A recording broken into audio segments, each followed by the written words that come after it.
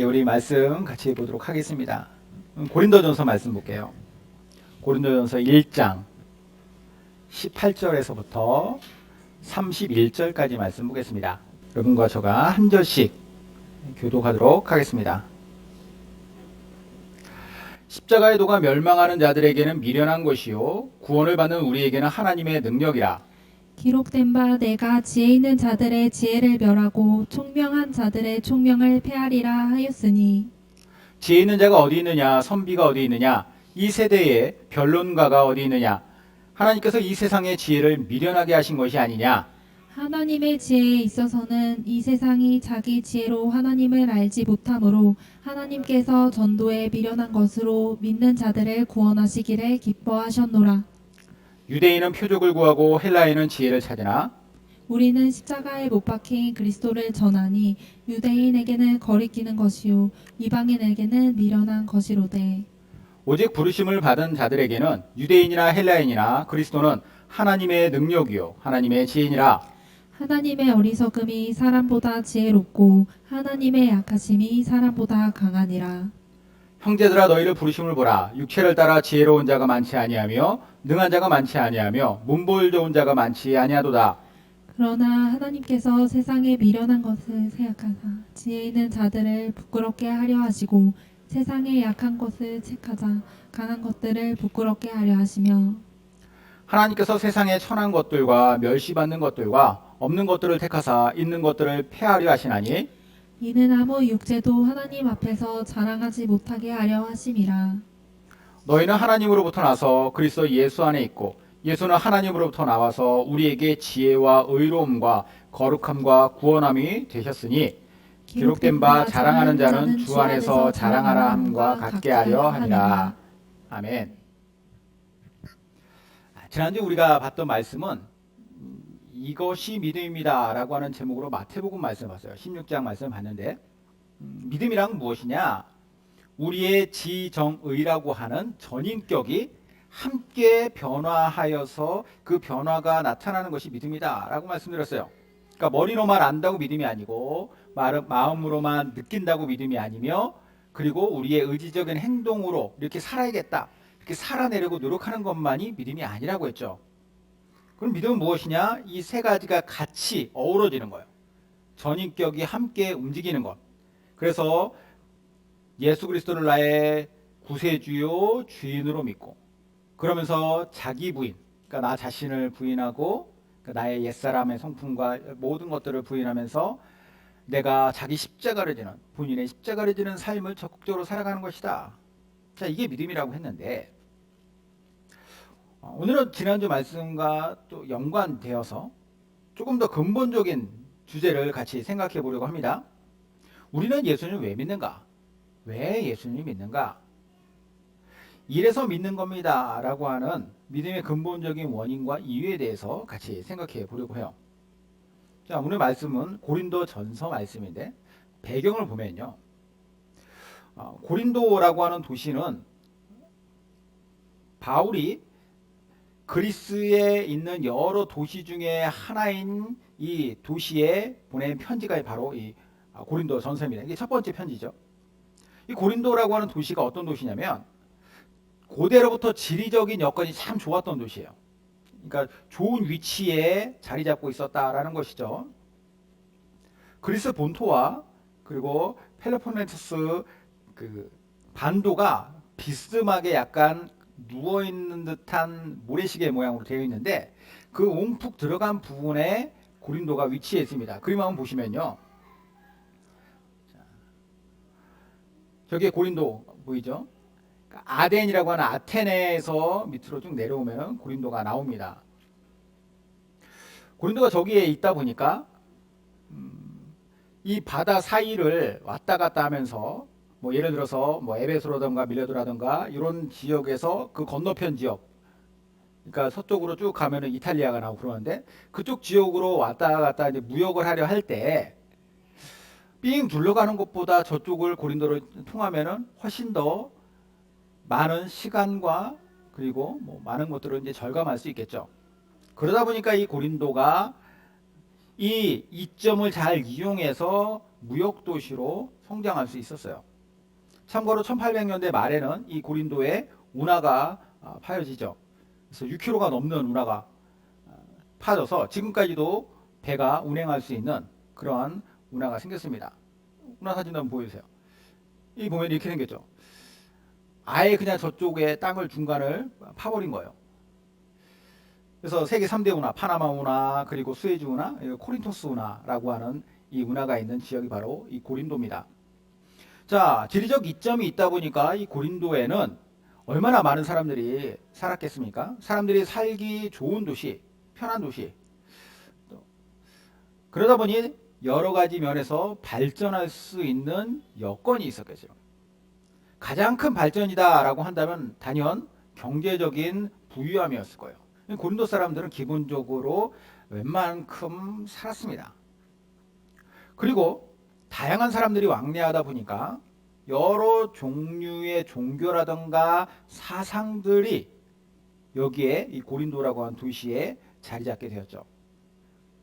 학문적으로도 발달을 할 수 있는 여건이 잘 되어 있는 도시였어요.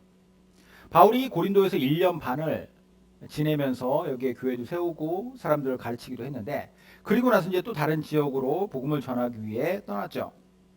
그리고 고린도의 소식을 거기에서 듣게 됩니다.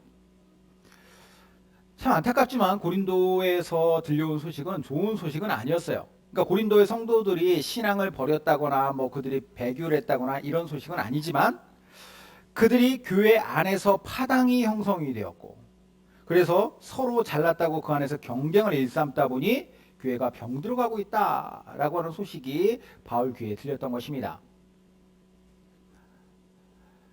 특히나 이 고린도라고 하는 도시, 아까도 말씀드렸지만 그런 특성이 있다 보니까, 더군다나 이제 헬라, 그리스의 도시잖아요. 그러다 보니까 어려서부터 그 사람들은 어떠한 사회적 문화 속에서 살아왔냐면, 서로 간의 계파에 따라 논증을 하면서 자기 편의 주장을 관철시키는 그러한 철학적 사고방식, 그런 삶의 문화의 방식 속에서 그들이 평생을 살아왔거든요. 그러다 보니까 예수님을 믿고 그리고 교회 안에 그들이 성도가 되었는데, 이 사고방식을 버리지 못한 채로 교회 안에서도 그걸 그대로 답습했다라는 거예요. 이제 문제가 생기는데, 이게 뭐냐? 교회 내에서도 자연스럽게 파벌이 생겨요. 나는 바울파다, 나는 뭐 베드로파다, 아볼로파다, 나는 아예 예수파다, 이러면서 파벌이 형성이 되고, 그리고 그 파벌 안에서 서로 간에 경쟁하듯이 자기네들이 옳다라고 하는 나름대로의 주장을 하게 되었다는 것이죠. 바울은 이러한 그들이 가지고 있는 잘못된, 그러니까 삶에서 이제 새로운 방식으로 교회 안에서의 교회 방식으로 살아가야 되는데, 밖에서의 방식을 끌고 와서 이렇게, 그러니까 당시에 또 제일 유명했던 학문이라고 한다면 상대방을 내가 논리적으로 설득해서 그 설득으로 상대방을 수긍시키는 그런 수사학이라고 하는 말로써 이렇게 하는 학문인데, 이런 수사학도 가장 인기가 있고 발달했을 정도로의 학문으로 인정받았으니 이걸 가지고 교회에서 하면 안 된다라고 하는 것을 바울은 그들에게 이야기해 줘야 됐어요. 그래서 예수님을 믿는 것은 인간적인 어떤 사상이나 방식과는 달라야 된다, 아니 다르다라고 하는 것을 여기에서 주장하고 있는 것이죠. 18절에 이렇게 시작을 합니다. 십자가의 도가 멸망하는 자들에게는 미련한 것이요 구원을 받는 우리에게는 하나님의 능력이라. 십자가의 도가 두 부류, 멸망하는 사람들에게는 미련한 것이고 구원받는 사람들에게는 하나님의 능력이다. 전혀 다른 한 가지 사실에 대해서, 한 가지 십자가의 도라고 하는 것에 대한 전혀 다른 해석이 나올 수 있다라는 거죠. 예수님의 십자가를 통해서 모든 인류가 구원을 얻을 수 있게 되었다라고 하는 것이 십자가의 도거든요. 그러니까 진리죠. 복음, 십자가를 통한 구원의 복음이 바로 십자가의 도인데, 온 세상을 하나님께서 이렇게 구원하시고자 하는 계획과 성취가 있었다라고 하는 것을 멸망하는 사람들, 즉 예수님을 믿지 못하는 사람들에게 있어서는 이게 너무 허무맹랑하고 미련한 소리로 들렸다라는 거예요. 미련한 것, 헬라어로 모리아라고 하는 단어인데요. 이 모리아에서 영어에 모론이 나왔어요. 멍청한, 바보, 천치, 뭐 이런 비속어인데, 그러니까 십자가 복음이 사람들에게, 어떤 사람들은 이게 말도 안 된다, 멍청하고 황당무계한 얘기다라고 그 사람들은 치부해 버린 것이죠. 자, 그런데 정반대로 구원받는 자들, 구원받는 우리에게는, 즉 예수님을 믿는 우리에게는 하나님의 능력이다. 이 능력이라고 하는 단어도 특이한 단어인데, 두나미스라고 하잖아요. 두나미, 다이너마이트가 여기서 나왔는데, 이 두나미스라고 하는 능력 있는 강력한, 하나님의 강력한 능력이라는 거죠. 구원받는 우리들에게는 이 십자가의 도만큼 강력한 것이 없다. 두나미스라고 하는 단어 안에서도 그 단어로서도 다 표현할 수 없을 만큼의 강력한 능력이 있다는 거예요. 엄청난 힘 있는 하나님의 능력. 십자가를 통해서 모든 인류를 구원하신다라고 하는 것이 얼마나 어마어마한 일입니까? 이어서 바울은 그러면 이제 십자가의 도를 미련한 것이라고 치부하는 그 멸망하는 사람들, 그 사람들은 스스로를 어떻게 생각했는가? 그들이 스스로에 대해서 생각하고 있는 바를 이렇게 얘기해요. 19절, 20절. 기록된 바 내가 지혜 있는 자들의 지혜를 멸하고 총명한 자들의 총명을 폐하리라 했으니 지혜 있는 자가 어디 있느냐? 선비가 어디 있느냐? 이 세대의 변론가가 어디 있느냐? 하나님께서 이 세상의 지혜를 미련하게 하신 것이 아니냐? 실상 자기네들은 정말 아무것도 아닌 인간인데 인간인 주제에 인간의 수준을 뛰어넘을 수 없는 존재가 하나님 앞에서 어떻게 감히 스스로를 지혜 있다라고 말할 수 있겠느냐라는 거예요. 하나님께서는 그 모든 것을 인간이 가지고 있는 잘못된 어리석은 생각들, 그런 것들에 대한 한계를 분명하게 깨달으라 말씀하고 있는 거죠. 십자가에 대해서 어떻게 논리적으로 따질 수 있겠냐는 거예요. 사실 인간의 수준으로는 하나님에 대한 이해 불가능합니다. 어떻게 우리가 하나님에 대해서 알 수 있겠어요? 우리가 하나님에 대해서 알 수 있는 것은 하나님께서 딱 보여주신 그만큼이에요. 그래서 세계에는 이제 많은 종교들이 있잖아요. 근데 기독교와 다른 종교들의 큰 차별점, 차이점 중에 하나가 뭐냐면 진리에 대한 방식이에요. 다른 종교들은 다 상향적입니다. 인간이 뭔가를 깨달아 가지고 어떤 경지에 이르고 뭔가 그 어떤 깨달은 경지에 이르러 가는 것, 어떤 신의 영역에 다가서는 것, 이거를 이야기하는데 기독교는 아닙니다. 하향적이에요. 계시라고 하는 하나님께서 보여주시는 것만큼 인간이 볼 수 있다는 것이죠. 그래서 하나님께서 우리 인간에게 알려주시는 그만큼만 알 수 있는 우리 인간인데 어떻게 인간이 하나님을 다 알 수 있냐는 거죠. 그리고 복음이라는 것도 사실 하나님께서 알려주신 것만큼을 알고 깨닫게 된 인간들이 이걸 그대로 전달하는 방식으로 지금까지 기독교가 이어져 왔어요. 근데 이게 사람들 보기에는 너무 미련한 방식이라는 거죠. 21절 볼까요? 자, 하나님의 지혜에 있어서는 이 세상이 자기 지혜로 하나님을 알지 못하므로 하나님께서 전도에 미련한 것으로 믿는 자들을 구원하시기를 기뻐하셨다. 아까 말씀드렸던 하향적인 하나님의 계시가 하나님께서 보여주신 것이 그것을 알게 된 사람들이 그걸 그대로 옆 사람에게 전해줌으로써 그 사람도 우리가 내가 볼 수 있는 이것을 너희들도 같이 보자라고 하는 그 방식으로 기독교가 이제까지 이어져 왔다는 거예요. 그러니까 하나님께서 택하신 방식이죠. 그들의 입장에서는 아니 그게 아니라 이거 우리가 깨달은 것, 그 통달한 걸 가지고 그런 어떤 뭐 아까 말씀드렸던 철학적 사고방식이나 그런 걸 통해 가지고 더 많은 확장성을 가질 수 있지 않느냐라고 말할 수 있지만 그게 아니라는 거예요. 하나님께서 원하시는 방식이 거기에 있기 때문에 서로 논쟁하고 압도하고 그럼으로써 그게 진리인지 아닌지 받아들이는 것, 이게 아니라 하나님께서 원하시는 방식은 우직하게 하나님의 뜻을, 하나님의 계시해 주신 것을 전달하는 방식으로 여기까지 왔다. 바울도 그걸 따라왔다라는 거예요. 그러면서 바울은 복음을 그러면 무시하는 집단, 그런 인간들 중에서 두 대표적인 집단을 예로 들고 있습니다.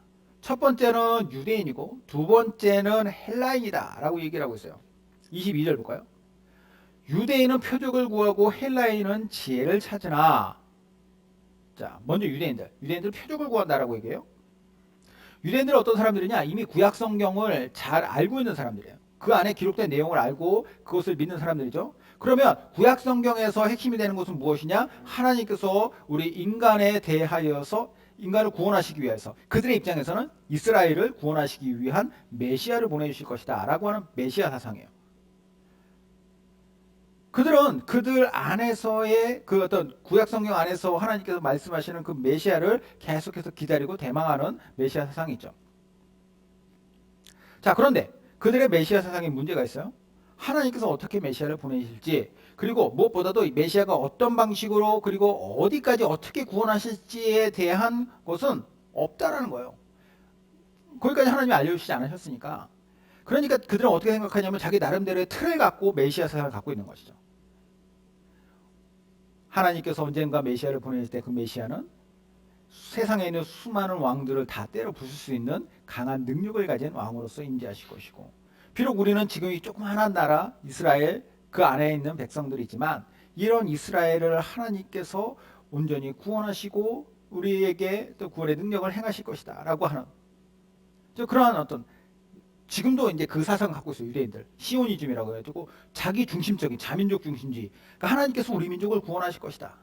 그러니까 이제 그 잘못된 그 사상을 가지고 지금까지 2000년이 지난 지금까지도 왔으니까 지금 이제 팔레스타인과의 관계가 그렇게 된 것 아닙니까? 결국 문제는 무엇이냐? 하나님의 스케일을 자신들이 가지고 있는 자기네들의 틀을 벗어나지 못한 상태에서 계속해서 자기네들이 재단했다는 거예요. 하나님은 어떻게 하셨나요? 세상을 만드신 여호와께서 인간의 몸으로 이 땅에 친히 성육신하였습니다. 뿐만 아니라 그 성육신하신 메시아가 무기력하게 로마 군인들에게 잡혀서 십자가에 처형을 당해요. 사형당한 거죠.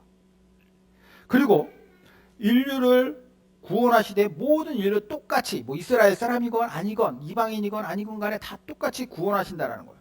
예, 이것을 그들이 인정할 수 없다. 그러니까 그런 이유로 정말 하나님께서 보내신 메시아라면 그 증거를 우리에게 보여줘라. 홍해를 가르든지 요단강을 멈추든지 이런 초월적인 표적을 보여주면 내가 그때 그걸 통해서 믿든지 말든지 하겠다라고 하는 그런 말들을 했다는 거죠. 사실 이런 그들의 요구는 핑계일 뿐이에요. 예수님께서 그들 앞에 얼마나 많은 이적을 행하셨습니까? 심지어는 죽은 자를 살리시기까지 했죠. 그럼에도 불구하고 그들은 예수님을 죽게 만든 장본인이었어요. 그러니까 독생자를 죽여서 온 인류를 구원하시는 하나님의 방식을 내가 수용하려고 하는 것이 아니라 그것을 받아들이려고 하는 것이 아니라 그것을 아예 그냥 거부할 마음을 갖고 있었던 그들이죠. 자, 그러면 또 다른 부류인 헬라인은 어땠느냐? 지혜를 찾았다. 헬라인, 그리스 사람들이죠. 이 그리스 사람들은 가장 가치 있는 것, 당연히 철학적 논리가 뛰어난 지혜예요. 위에서도 말씀드렸지만 당대 최고의 학문이 수사학이다라고 했죠. 논리적으로 설득하고 자기네 어떤 주장들을 관철시키는 것. 그러니까 헬라인들은 자기들에게 지혜를, 하나님을 이해시켜달라 요구하는 것이죠. 만약에 자기들이 이해할 수 없다면 그 하나님을 인정할 수 없다고 단정을 줘요. 자, 그런 대표적인 예가 이제 바울이 한번 아테네에 혼자 갔다가 거기에서 사람들에게 하나님을 전했던 그런 일들이 있었죠. 열심히 그들에게 말씀을 전하고 했지만 그럼에도 불구하고 그들이 그것을 받아들이지 않는 모습을 보여줘요. 인간이 하나님을 이해할 수 없는 것은 항상 우리 인간의 어떤 기본적으로 깔려 있어야 되는 하나님에 대한 자세입니다. 하나님을 인간이 통달할 수 없어요. 알 수 없죠. 예를 들면 이런 거예요. 초등학교 1학년짜리 애가 학교에 들어가서 산수를 하기 시작하면서 산수에 눈을 떠요. 자기가 더하기 빼기를 잘한다는 사실을 깨닫습니다. 또래들보다도 월등하게 잘해요. 그러다 보니까 얘가 더 어려운 것들도 자기는 잘할 수 있을 것이다라는 자신감이 있습니다. 그래서 이제 미적분 문제집을 발견하고 이걸 내가 자신 있게 풀어보겠다. 덤비죠. 그 문제를 풀었을까요? 아니, 이해조차 하지 못하는 거예요. 그랬다고 해서 이 아이가 더하기 빼기가 아닌 것은 수학이 아니다라고 자기가 어떻게 그것을 주장할 수 있겠습니까? 헬라인이 부렸던 아집이며 고집이죠. 하나님에 대해서 그 지혜로 우리에게 알려달라. 하지만 그 지혜라고 하는 자신들의 방식으로 아무리 전해줘 봐야 그들은 거기에 온전히 그것을 이해할 수 없으니 받아들이지 못한다는 거죠. 그럼 하나님 앞에서의 이런 인간적인 아집이나 고집은 당시의 유대인들이나 혹은 헬라인들만 갖고 있는 것이냐? 오늘날의 사람들이 그대로 갖고 있어요. 2000년이 지나도 똑같습니다. 사람이라고 하는 존재가. 사람들 얘기하죠. 내가 예수를 믿을 수 있는 증거를 보여달라. 증거가 있으면 내가 믿겠다. 나를 이해시켜줘라. 내가 이해할 수 있으면 믿겠다. 뒤집어서 이해할 수 없으면 나는 믿을 수 없다라는 거예요. 근데 어떻게 인간이 하나님을 이해할 수 있단 말입니까? 폴리트레 이래서 믿는다라고 하는 책에 이런 이야기가 나와요. 어떤 사람이 기독교가 합리적이며 참되다면은 학식 있는 사람들 대부분이 그 기독교를 믿지 않는 이유는 무엇입니까? 라고 하는 의문을 제기했다. 대답은 간단하다. 그들이 기독교를 믿지 않는 이유는 학식 없는 사람들 중 대부분이 기독교를 믿지 않는 이유와 동일하다.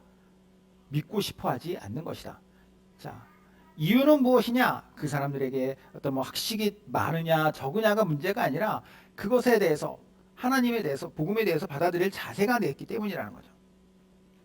믿음은 지력의 문제가 아니다. 지식의 문제가 아니에요. 왜냐하면 예술과 과학 모든 분야마다 두각을 나타내는 그리스도인들이 있기 때문이다. 믿음은 궁극적으로 의지의 문제다. 의지. 한 번은 한 학생이 내게 와서 내 말 이야기 덕분에 많은 의문이 풀렸다고 말을 했다. 그래서 내가 물어봤다. 그럼 자네는 이제 그리스도인이 될 건가? 그러니까 학생이 대답한 거예요. 아니요. 당황한 내가 왜 아니지? 라고 물었다. 솔직히 내 삶의 방식이 혼란스러워질 것 같아서 믿고 싶지 않습니다. 그는 자기의 문제가 지식의 문제가 아니라 도덕적인 것임을 시인했다. 존 스토트는 기독교에 관한 이야기를 어떻게 설명할 것인지 다음과 같이 요약했다. 우리는 사람의 지적 교만에 영합하지는 않되 지적 성실성을 만족시켜야 한다. 무슨 말이냐면 예수님을 믿는 믿음이라고 하는 것은 인간의 지식으로 가능한 것은 기본적으로 아니에요. 하지만 인간의 지식과 완전히 또 무관한 것도 아니다라는 거죠. 우리의 믿음이 맹목적이고 무식한 것인가? 아니라는 겁니다. 제가 어려서부터 제일 싫어했던 말이 덮어놓고 믿으라 하는 거예요. 덮어놓고 어떻게 믿습니까? 우리의 구원이 확률 싸움입니까? 덮어놓고 믿다 보면 맞으면 좋은 거고 아니면 많은 것인가? 아니죠. 그럼 우리는 왜 믿느냐? 우리의 믿음에는 분명한 근거가 있어요. 바울은 이렇게 이야기합니다. 23절, 24절. 우리는 십자가에 못 박힌 그리스도를 전하니 유대인에게는 거리끼는 것이요 이방인에게는 미련한 것이로되 오직 부르심을 받은 자들에게는 유대인이나 헬라인이나 그리스도는 하나님의 능력이요 하나님의 지혜니라. 여기에서 우리가 왜 믿는가라고 하는 우리 믿음은 왜 생기는가에 대한 대답이 여기에 나옵니다. 유대인들이나 이방인들에게 거리끼는 것이다, 미련한 것이다 라고 이야기하는, 그러면서 거들떠보지 않으려고 하는 그 십자가에 못 박힌 그분을 믿고 전하는 이유는 무엇이냐? 오직 부르심을 받은 것, 하나님의 부르심 때문이다라는 거죠. 하나님의 부르심이 있었을 때 그 부르심에 응답하는 것이 바로 믿음의 가장 근본적인 원인이라는 거예요. 1차 원인이 여기 있어요. 그리고 그 위에 계속해서 그 나머지 것들을 쌓아가는 거죠. 폴리틀 교수가 학생에게 보였던 반응이 무엇입니까? 폴리틀 교수의 학생이 보였던 반응. 뭔가 깨달아지고 믿음을 고민할 수 있을 만한 그런 하나님의 부르심이 있었을 때 그 부르심에 대해서 내가 응답하지 않겠다라고 한 거예요. 응답하지 않은 것이 그 학생의 반응이죠. 거부한 것. 반대로 믿음을 고민할 수 있는 부르심 앞에서 그 부르심의 내용을, 특별히 그 내용이라는 것이 내가 평생 살아왔던 방식이나 어떤 세계관이나 이런 것과 다르다 하더라도 내가 믿겠습니다 라고 하는 반응을 하는 것, 즉 십자가의 도를 믿고 따르는 것은 우리가 논리적으로 설명할 수 있는 것은 아니지만 결국 우리의 영혼이 반응한 것이다 라는 거죠. 그러니까 우리가 그런 생각을 하잖아요. 원래 나라면 내가 이걸 믿을까? 그런 생각을 할 때가 있어요. 그러니까 엄밀히 말해서 내가 믿는 게 아니라 믿어지는 게 더 맞다라고 하는 생각이 들죠. 그건 왜 그러느냐? 우리의 믿음이라는 것은 근본적으로 하나님의 부르심과 그 부르심에 대한 응답, 우리 영혼의 응답인데 그 응답이라는 것도 사실 엄밀히 또 크게 보면은 하나님의 그 섭리라고 하는 계획 안에서 보면은 그것조차도 하나님께서 우리에게 주신 큰 은혜다라는 거예요. 바울이 에베소 교회에 편지를 쓰면서 이렇게 얘기를 합니다. 에베소서 볼까요? 찬송하리로다 하나님 곧 우리 주 예수 그리스도의 아버지께서 그리스도 안에서 하늘에 속한 모든 신령한 복을 우리에게 주시되. 자, 모든 신령한 복이라는 게 뭐겠어요? 하나님께서 우리를 구원하신 것이겠죠. 그 밖에 뭐 우리로 하여금 예수님 믿는 믿음 안에서 누릴 수 있게 하신 것이겠죠. 자, 이걸 우리에게 주셨는데 그것은 곧 창세전에 그리스도 안에서 우리를 택하사 우리로 사랑 안에서 그 앞에 거룩하고 흠이 없게 하시려고 그 기쁘신 뜻대로 우리를 예정하사 예수 그리스도로 말미암아 자기의 아들들이 되게 하셨으니 이는 그가 사랑하시는 자 안에서 우리에게 거저 주시는 바 그의 은혜의 영광을 찬송하게 하려는 것이라. 우리는 그리스도 안에서 그의 은혜의 풍성함을 따라 그의 피로 말미암아 속량 곧 죄사함을 받았느니라. 찬송하리로다. 뭘 찬송하라고 얘기합니까? 하늘에서 신령한 복을, 우리에게 구원을 비롯해서 수많은 놀라운 복을 주셨는데 그 복은 어떻게 우리에게 주셨느냐? 예수 그리스도를 통해서 주셨다라는 거예요. 그러면 그 예수 그리스도를 통하여서 주신 그 복은, 그걸 위해서 예수님이 십자가에서 자기 피로 우리에게 속량하심으로 말미암아 이것을 우리에게 그 값을 치러서 주셨다라는 거죠. 그런데 이걸 우리가 받았는데 그 받음도 뭐라고 얘기해요? 거저 주신 것이다. 우리를 택하시고 예정하셨고 그리고 우리에게 거저 주시는 것이다. 우리가 기여한 것이 엄밀히 보면 없다라는 거예요. 그러니까 우리의 영혼에게 하나님께서 역사하신 것조차, 영혼의 반응도 하나님의 놀라운 섭리라고 하는 것을 이야기하죠. 그렇기 때문에 찬송할 수밖에 없는 거예요. 바울은 고린도 성도들에게 이 같은 사실을 가르쳐주고 있습니다. 얼마나 우리가 큰 은혜를 받은 사람들입니까? 얼마나 우리는 하나님의 위대한 사랑을 받은 사람들입니까? 26절에 그들이 부정할 수 없는 사실을 까발리면서 그들에게 이렇게 얘기해요. 한번 보십시오. 우리가 이런 사랑을 받았는데 우리가 얼마나 대단한 사람들이라고 이런 사랑을 받았습니까? 형제들아 너희를 부르심을 보라. 육체를 따라 지혜로운 자가 많지 아니하며 능한 자가 많지 아니하며 문보일 좋은 자가 많지 아니하도다. 객관화해서 자기를 객관적으로 한번 보라는 거예요. 스스로 봤을 때 너희들 중에 뭐 누가 얼마나 대단한 사람이 있느냐. 사실 객관적으로 봤을 때 우리 별로 대단한 사람들 아니잖아요. 그런데 그런 우리가 세상에서 살던 그 방식 그대로 서로 파당을 만들어서 어쩌지 않게 싸워대고, 그리 똑똑하지도 않은 우리들이, 스펙이 좋지도 않은 우리들이 대단한 척하고 말이 되냐라는 거예요. 이런 우리가 어떻게 예수님을 믿게 되었는지 잘 생각해 보라는 거죠. 원인은 딱 하나, 하나님의 부르심이라는 거죠. 그래서 이런 그들의 자기 객관을 통해 이 복음과 은혜가 얼마나 위대한 것인지를 다시 한번 깨달으라고 얘기하는 겁니다. 이 부르심은 어떤 차별도 없어요. 당연히 그 부르심을 받은 사람들은 차별이나 우월의식이나 혹은 열등의식도 가질 필요가 없는 것이죠. 27절부터 29절까지. 그러나 하나님께서 세상에 미련한 것들을 택하사 지혜 있는 자들을 부끄럽게 하시고 세상에 약한 것들을 택하사 강한 것들을 부끄럽게 하려 하시며, 하나님께서 세상에 천한 것들과 멸시받는 것들과 없는 것들을 택하사 있는 것들을 폐하려 하시나니 이는 아무 육체도 하나님 앞에서 자랑하지 못하게 하려 하심이라. 우리가 어떤 존재인가? 나라고 하는 예수님을 믿는 사람으로서 내가 당연히 자부심을 가져야겠죠. 그러나 이 자부심은 사실 하나님께서 주신 그 사랑에 대한 감사와 찬송으로 올려드려야 될 원인이 되는 것이지, 내가 어떤 뭐 대단한 사람이다, 내가 저 사람보다는 뭐 덜 대단한 사람이다, 이걸 가지고 서로 경쟁할 수 있는 이유는 되지 못한다. 그럼 앞으로 어떻게 하면 되느냐? 각자의 믿음을 허락하신 하나님 안에서 그 구원의 대상, 구원으로 인도하신 대상 예수님을 그 믿는 믿음 안에서 이걸 자랑스럽게 여기며 앞으로 내가 다른 이들에게 뭔가 도움이 되는 그런 삶을 살아야 되지 않을까요? 30절 31절. 너희는 하나님으로부터 나서 그리스도 예수 안에 있고 예수는 하나님으로부터 나와서 우리에게 지혜와 의로움과 거룩함과 구원함이 되셨으니 기록된 바 자랑하는 자는 주 안에서 자랑하라 함과 같게 하려 함이라. 주 안에서 자랑하라는 건 뭐예요? 주님을 자랑하라는 거예요. 오늘 근본적인 오늘 말씀의 제목이기도 한데 질문 한번 해보죠. 우리는 왜 믿습니까? 이래서 믿는다라고 했을 때에 그 이래서라고 하는 것은 우리의 능력이 아니고 우리의 깨달음이 아니고 우리가 대단해서도 아니며 오직 하나님께서 우리를 사랑하셨고 그래서 우리를 부르셨기 때문이며 그 사랑과 은혜가 너무 크므로 우리는 항상 어떠한 자세로 살아가야 되는가?